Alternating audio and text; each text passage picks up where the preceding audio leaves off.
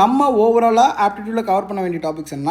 First simplification, அதில் இருக்கிற மாதிரி அந்த சிம்பிளிஃபிகேஷனுக்கு நம்ம நம்பர் சிஸ்டம் கவர் பண்ணுறோம். செகண்ட் என்ன பண்ணோம்? Ratio and proportions, ratio and proportions நம்ம கவர் பண்ணணும். அடுத்து என்ன கவர் பண்ணோம்? ப்ராப்ளம்ஸ் அண்ட் ஏஜஸ் நம்ம கவர் பண்ணணும். அடுத்து என்ன கவர் பண்ணோம்? பார்ட்னர்ஷிப் நம்ம கவர் பண்ணணும். அடுத்து என்ன கவர் பண்ணணும் அப்படின்னு கேட்டிங்கன்னா மிக்சர்ஸ் அண்ட் அலிகேஷன்ஸ் நம்ம கவர் பண்ணணும். அடுத்து வந்து பார்த்திங்கன்னா ஆவரேஜஸ் நம்ம கவர் பண்ணணும்.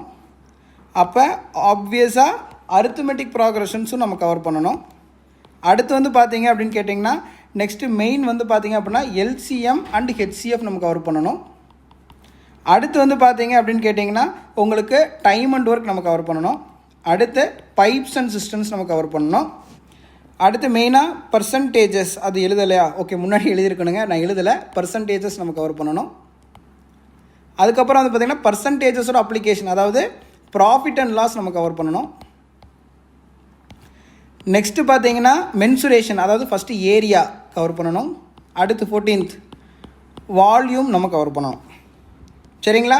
நெக்ஸ்ட்டு 15th வந்து என்னதுங்க? சிம்பிள் இன்ட்ரெஸ்ட் நம்ம கவர் பண்ணணும். 16th என்னதுங்க?